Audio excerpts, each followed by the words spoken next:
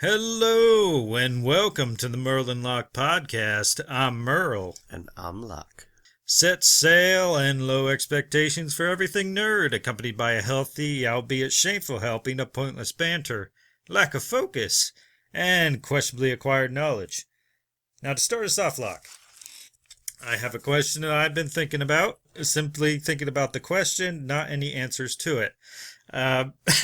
So I was thinking about, like, whenever I play video games, I get to a point where, especially like these open world video games, where you go around city to city, town to town, whatever it is, and people just have jobs for you, right? Uh-huh. They're like, hey, I'm having trouble with this. Could you help me? I'll compensate you for your troubles. And I was thinking, why do we never get those? It seems like we never get those opportunities in real life. It's like I wonder if there's anything, like, if there's any people out there who simply live by maybe vagabonds. I don't know.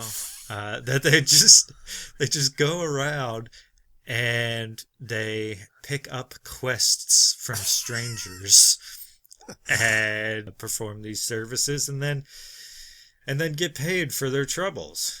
I mean, I think, now I'm not trying to be stereotypical here, but it is legitimate. Now, when I used to sell stuff a lot on Craigslist or other uh, used good selling applications and websites are available, of course. Right. But I would sell a lot of stuff on Craigslist, and I'd always meet at this one spot. And there's a Home Depot by my house where I'll go and I'll meet in the parking lot with someone. It's just a public place, park in the back of the parking lot, easy to find me, just grab them my car. They just stop by and we trade goods.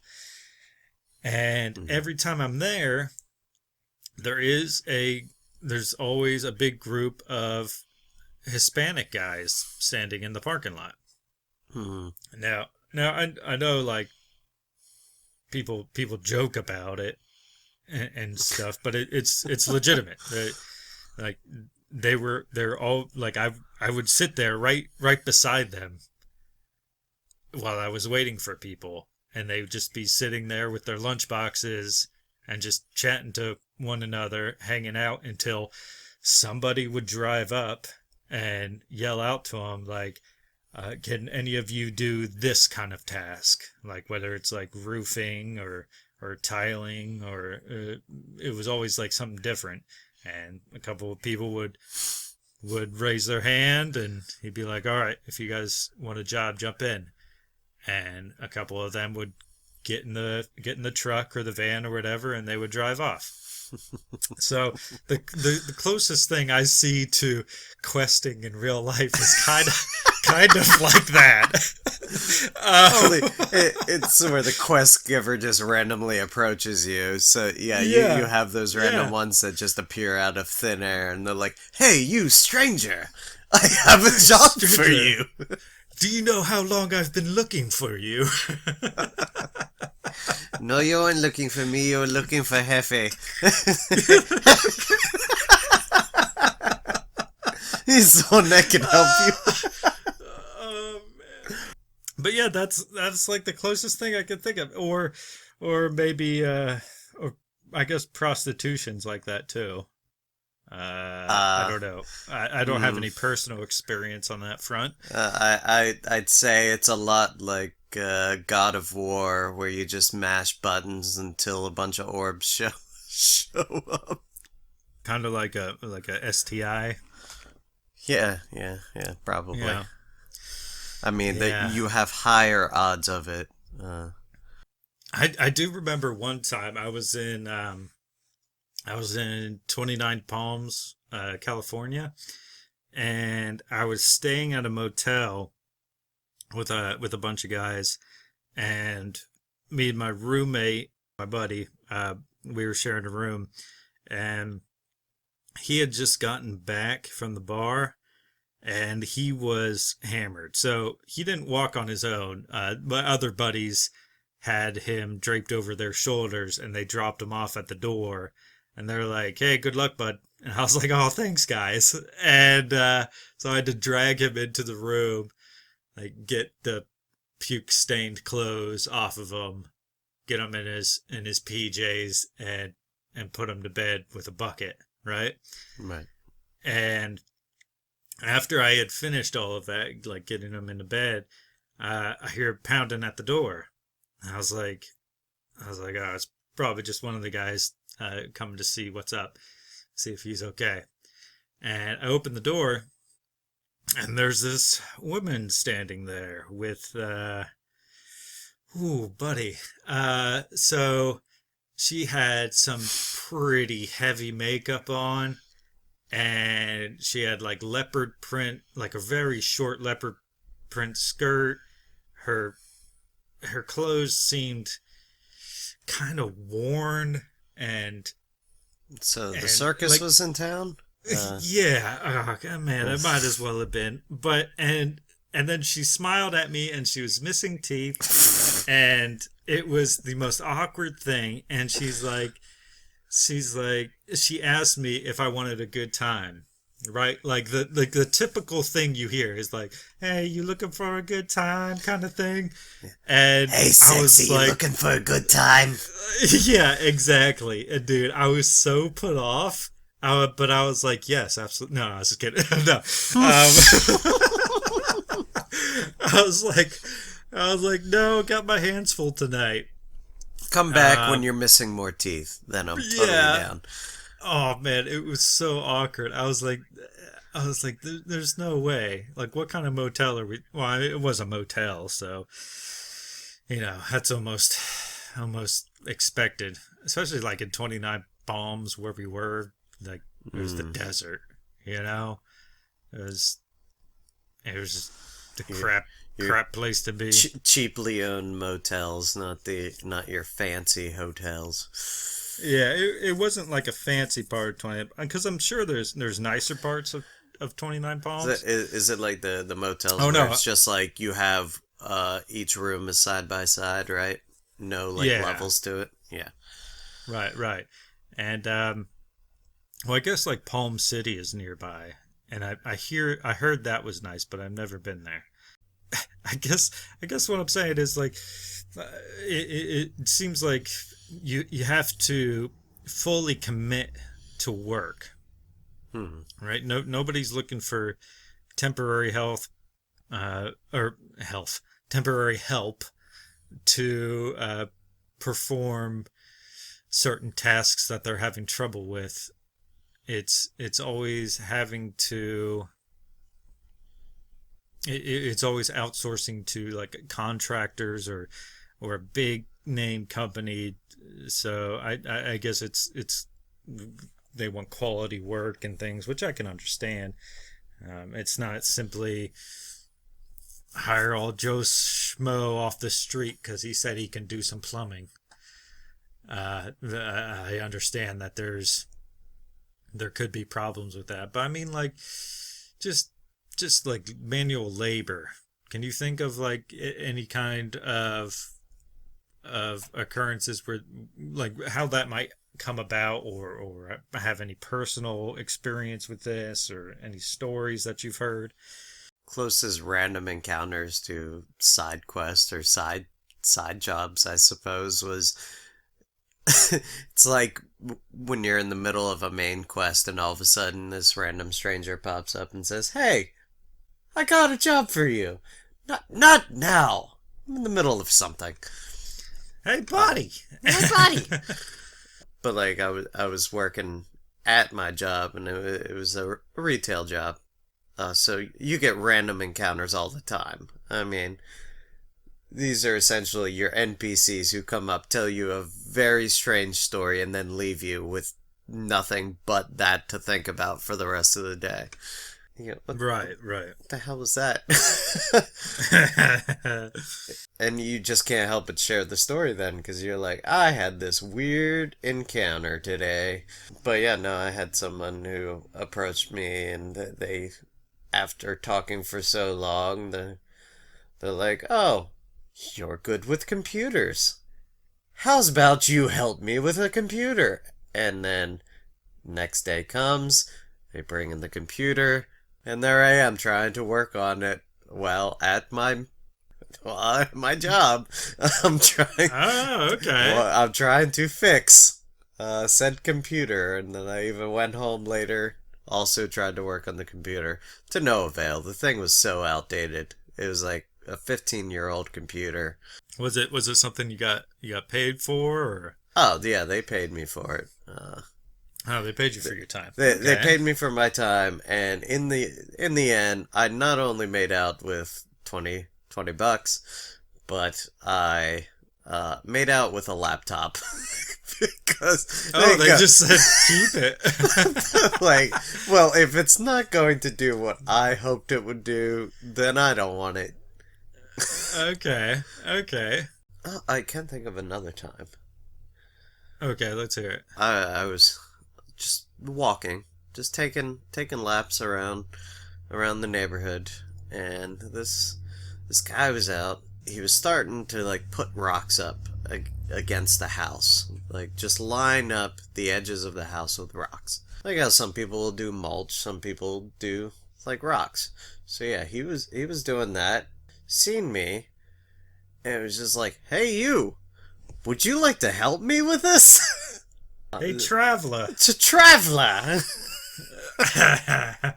You look of good use.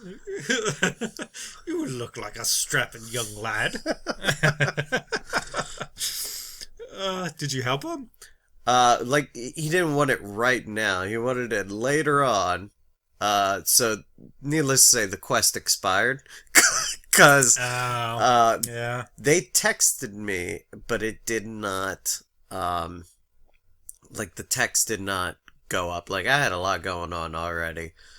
So, when the text popped up, I could have been, like, tired because I worked night shift. So, I probably opened my phone when I heard it go off and closed my phone. So I never saw the message. Later on, that guy was ultimately upset. He was just like, young people these days, they don't want to help out.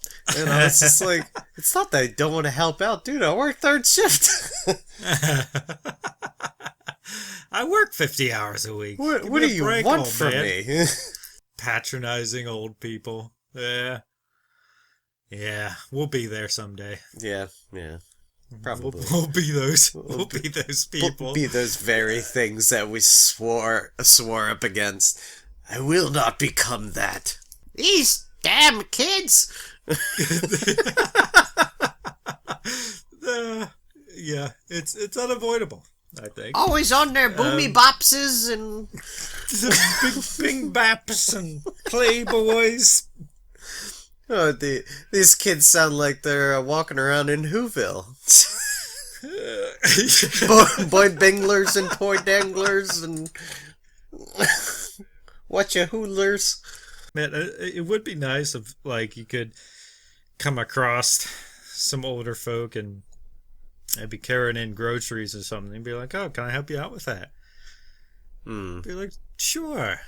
And then you help them carry their groceries. Then they go, hey, here's a few gold pieces to get you by. Oh man, now I'm thinking of more stories, more scenarios where I ran into just random people who asked me to help them out with things. All right, let's hear it. Oh man, I was like probably maybe close to 8 years old. My grandmother lived in an area where they lived near like a turkey hill. And us as kids would just walk over to Turkey Hill and get our candy, because candy was a lot cheaper than it is now. Yeah. And I was just like jolly out gallivanting, and a movie was out recently called Pay It Forward. Yeah, I'm familiar. So I was all about it, all about the idea of helping 3 people do a good deed. And then they return the favor to 3 more people, and then it just continues onward. Loved it. Yeah. Loved the concept. Yeah. This random guy was just sitting on his porch and saw me walk by and goes, "You, young lad, could you do me a favor? I seem to have dropped my spittoon can." I mean, he didn't call it a spittoon can, but he's like, "I dropped my can, and it rolled under my car there. Could you go and acquire it for me?" So I was like, "Yes, sir." And I climbed under his vehicle and grabbed his little spittoon can, and he's like, "Yes, just place it right there on the corner of my porch." And I was like, "Yeah." And I sat it there with glee, so happy I did a good job. And he goes, "Bing." I was like, wow. This guy's so cool. I did not get paid for that, but I felt good because of the whole pay it forward thing. I was like, I don't need anything. That was good enough for me. You got experience points at least, right? Yeah, some experience. Yeah. I do recall a time where in my younger teen days where my buddy had come to me saying like he was joining the baseball team for our school. He wanted me to join too. And so I signed up and I went home and I told my parents about it. I was like, I need money to get a glove and get cleats so that I can play. Mm-hmm. And they said they didn't have the money for it. So I went outside thinking, like, how the heck am I going to get money? And as soon as it was like the stars aligned. I walked out on my back porch and we were living in like, the townhomes where it's just house like 3-story or 2 stories like right next to each other, right, and they're all attached. Yeah. And I walked out onto the back porch and the neighbor comes out and she's like, "Hey, little Merle, do you want a job?" And I was like, "What is it?" And she's like, "I just need you to paint my stairs up to my attic." And I was like, "Okay." And she's like, "Yeah, I'll pay you for it." So she gave me a paint bucket and I painted the stairs, and she came out and she looked at it, and I was up there for like an hour doing this, and she's like, "I think it's going to need another coat." And at this point, when you're that young, an hour invested into a project is a lot already. Oh, yeah. So I was like, oh, okay. So I waited for it to dry, and then I did another coat. Sit there and watch it dry, too? Yeah. And then she's like, then she comes up again later on, and she's like, "Can you do the trim, too?" I was like, okay. So I did the trim too. And this, like, over the time that I was working on this took like all afternoon, dude. Uh-huh. And finally she looks at it and she's like, "Okay, yeah, I think you earned some money for that one." And in my mind, I was like, well, I sure hope so. Right. And she gave me $50 for it. And man, like $50 at that age, I was like, dang, all right. So I was able to afford myself a glove at least. I couldn't afford cleats. Just one glove. I think that's pretty much the only story I have of like, coming back to it. I think the whole questing in real life thing, it mostly happens to kids. Oh, I've come to this realization. I feel like it, like once you become an adult, that almost goes out the window. Well, we see it less as questing when we become adults. They become repeatable quest when you become an adult. Okay. You're just doing repetitious shit for minimal payments. Yeah, just something extra you have to bother yourself with. Like, right. Ugh, I do not want to do this. And then you play the, I didn't get that. I don't remember getting the text. My phone must have been out of service game, Right. And then Yeah. World of Warcraft, if you remember the adventure tables, those little tables where you like send people out on missions. Yeah. That, Yeah. Delegating. that's when you start becoming like a CEO, because Oh, you're yeah. telling other people to do stuff so that you can eventually see money after all that time that you wait to see anything from it. Yeah. I mean, that's where the man, that's where the money's at.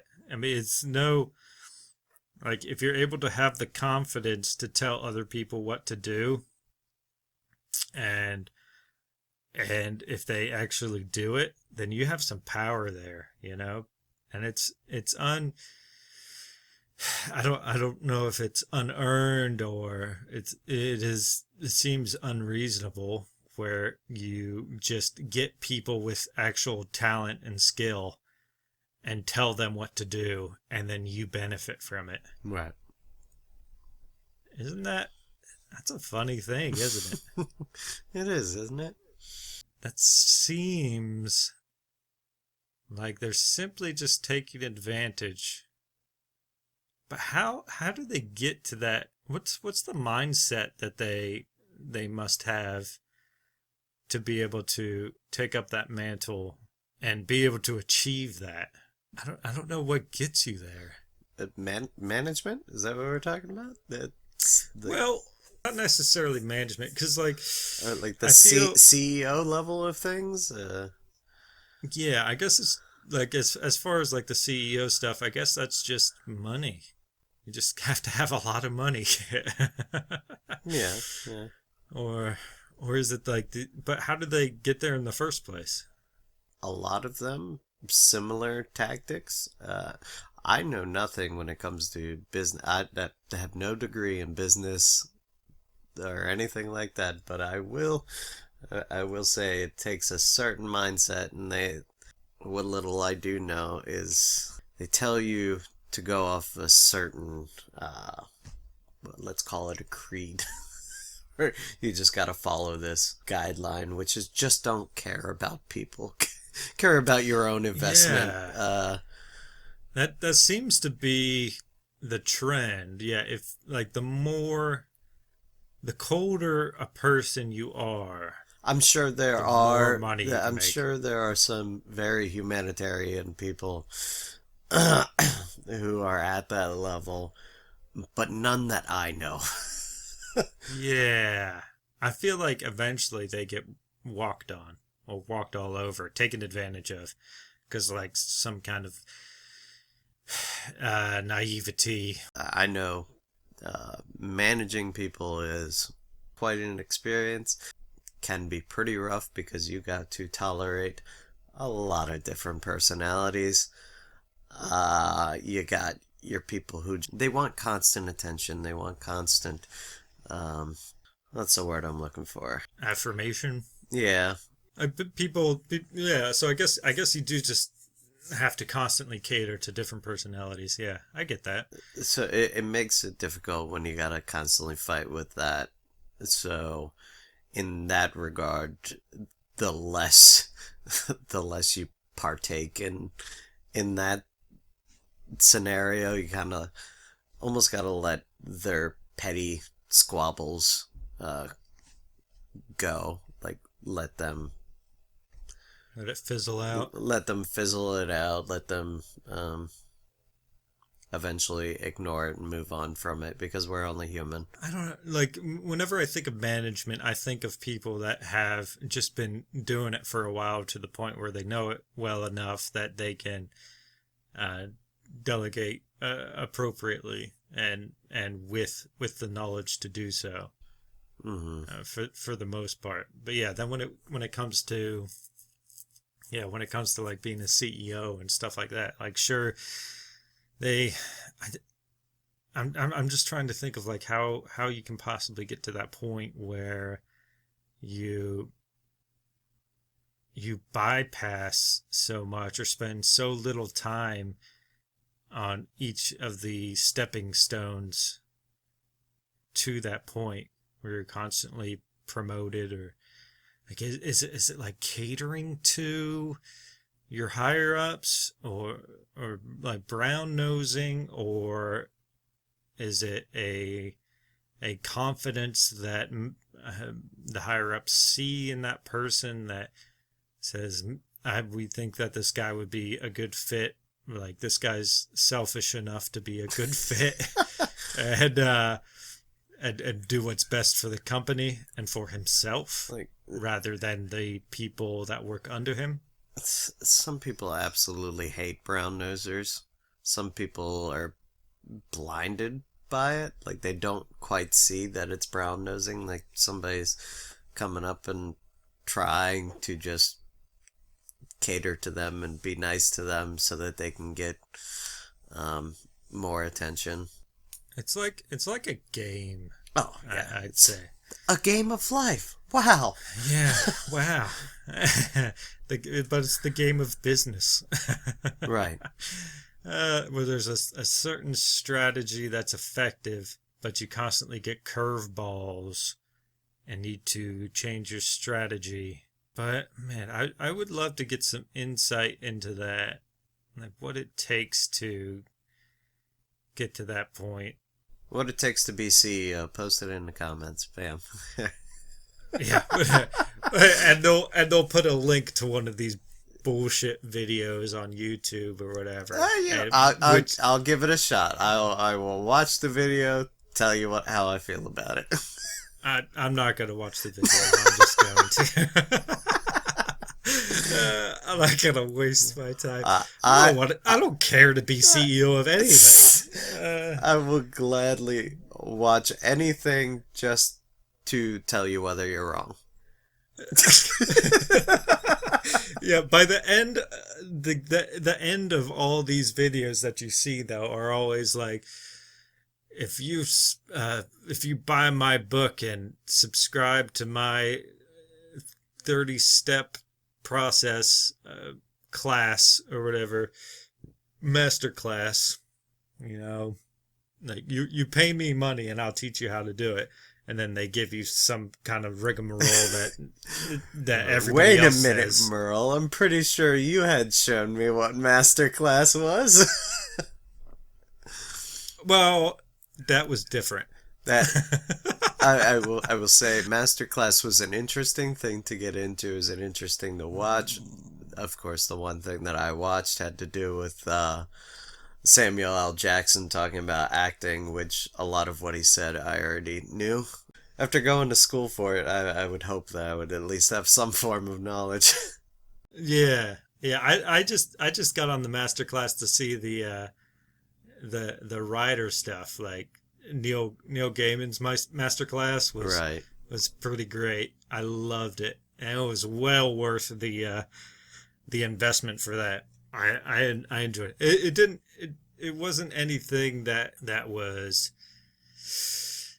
it didn't tell me anything that I didn't already know, but it was like inspiring things, like getting an inside look to their process and how they accomplished what they had, and their work process, what it took to get a completed work.